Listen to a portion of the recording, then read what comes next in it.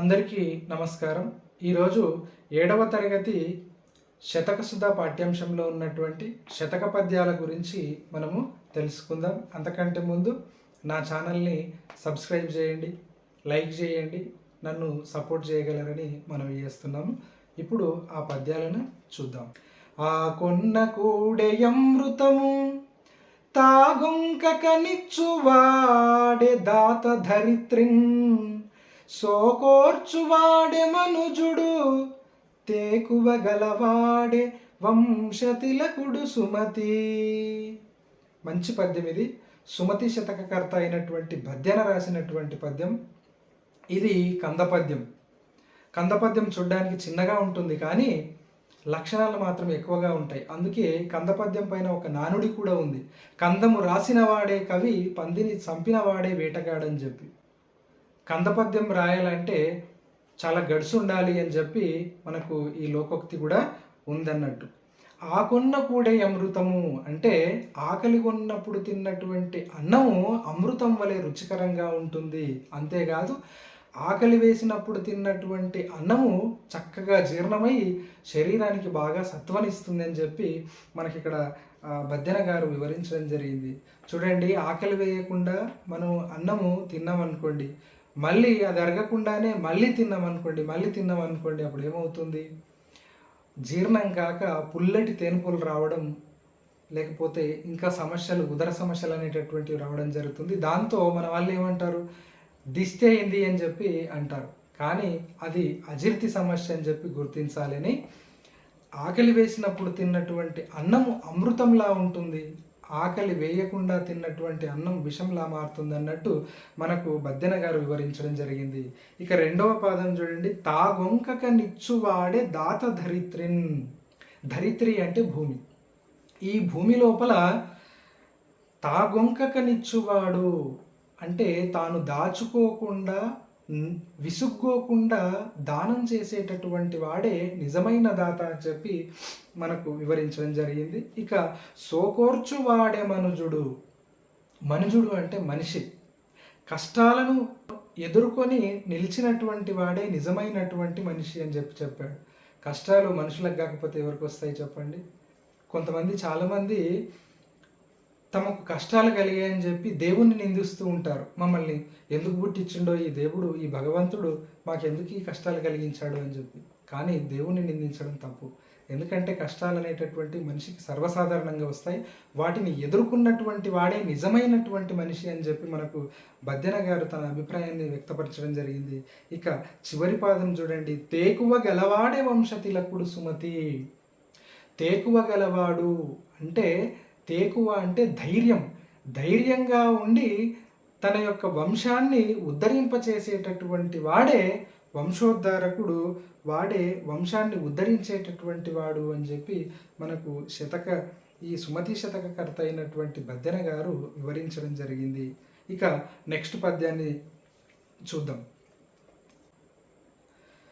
వనకరి చిక్కెమైనసకు వాచవికిం చెడిపోయే మీను. వనకరి చిక్కెమైనసకు వాచవికిం చెడిపోయే మీను. తావినికి జిక్కె చిల్వ గనువేదురు చెందెనులేళ్ళు. తావినోమనికి నశించతేటి తరమాయిరుమూటిని గెల్వన్. 5 సాధనముల నీవే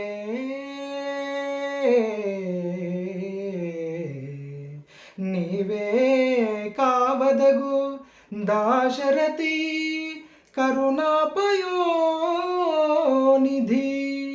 దాశరథి కరుణాపయోనిధి.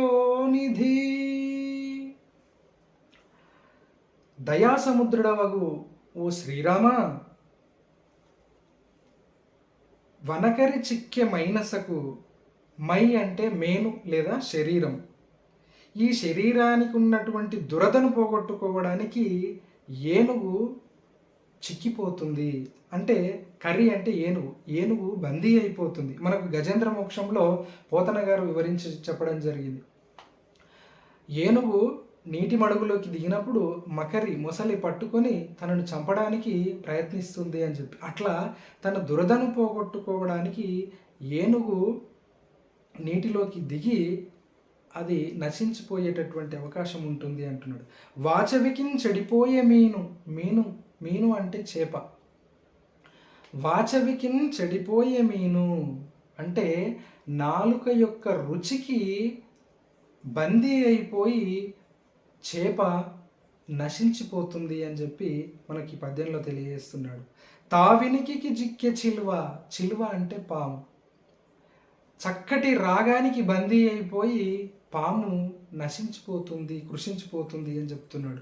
కనివేదిరు చెందెను లేడి అందమైనటువంటి ఆ సుందర దృశ్యాలను చూసి బందీ అయిపోతుంది, వేటగాడి వలలో చిక్కుపోతుంది అని చెప్పి లేడీ గురించి చెప్పడం జరిగింది. తావినో మనకి నశించే తేటి అంటే తేనెటీగ లేదా తుమ్మెద. పుష్పాలలో ఉన్నటువంటి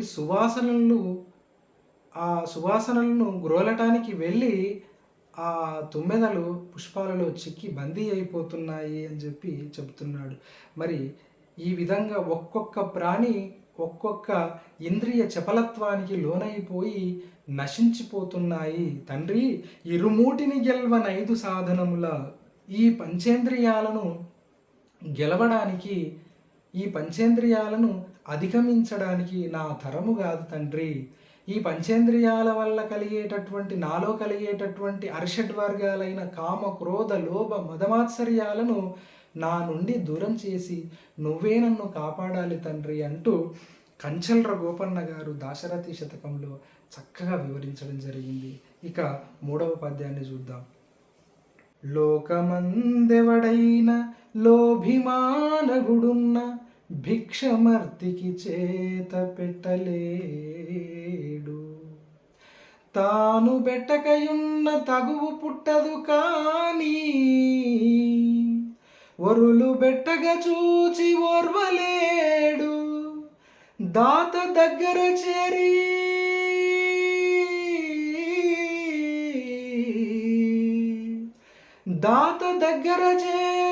తన ముల్లె జడినట్లు జిహ్వతో చాడీలు చెప్పుచుండు. ఫలము విఘ్నంబైన పలు సంతసమునందు మేలు కలిగిన చాల మిడుకుచుండు. శ్రీరమానాథ ఇటువంటి క్రూరునకును భిక్షకుల శత్రువని పేరు పెట్టవచ్చు.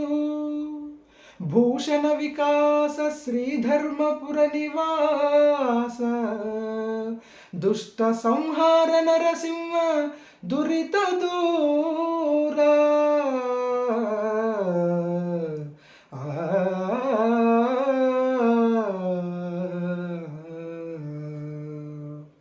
చాలా మంచి పద్యం ఇది. దీన్ని కాకుత్సం శేషప్ప కవి రాసినటువంటి నరసింహ శతకం నుండి తీసుకోవడం జరిగింది. ఇక్కడ చూడండి, ఇందులో ఉన్నటువంటి పెద్ద 2 పాదాల మకుటం భూషణ వికాస శ్రీధర్మపుర నివాస దుష్ట సంహార నరసింహ దురిత దూర అంటే ఆభరణాల చేత ప్రకాశించేటటువంటి వాడ, దుష్టులను సంహరించేటటువంటి వాడ, దురిత దూర అంటే పాపాలను దూరం చేసేటటువంటి వాడ, ధర్మపురి క్షేత్రంలో కొలువైనటువంటి ఓ నరసింహ, ఈ లోకంలో లోభి అనేటటువంటి వాడు, పిసినారి అనేటటువంటి వాడు యాచకునికి తన చేతితో భిక్షను అస్సలు పెట్టలేడు. తాను పెట్టకుండా పర్వాలేదు, కానీ ఇతరులు పెడుతుంటే చూసి ఓర్చుకోనటువంటి వాడు ఆ లోభి. తను ఊరుకుంటాడా? భిక్ష వేయకపోయినా ఎవరైనా దానం చేస్తుంటే వారి దగ్గరికి వెళ్ళి ఆ ప్రయత్నాన్ని కూడా మానిపింపచేస్తాడు. అంటే యాచకునికి భిక్ష వెయ్యనీయడు. అలా తన ప్రయత్నం ఫలించిందనుకోండి, చాలా సంతోషపడతాడట.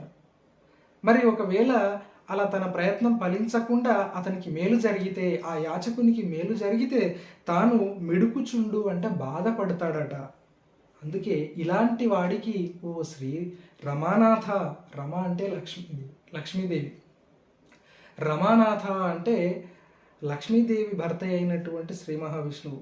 ఓ శ్రీ మహావిష్ణువు, ఇటువంటి క్రూరునకును, ఇటువంటి దుర్మార్గునికి యాచకుల శత్రువు అని చెప్పి పేరు పెట్టొచ్చు అంటున్నాడు. అంటే లోభి గురించినటువంటి లక్షణాలను మనకి ఈ పద్యంలో వివరించడం జరిగింది కాకుత్సం శేషప్ప కవి. ఇలాంటి పద్యాలు ఎన్నో మనకు పాఠ్యాంశాల్లో శతక సుధలో ఉన్నాయి. ఇక వీడియో ఎక్కువ లెంత్ అవుతుందని చెప్పి 3 పద్యాలు చెప్తున్నాను. ధన్యవాదాలు.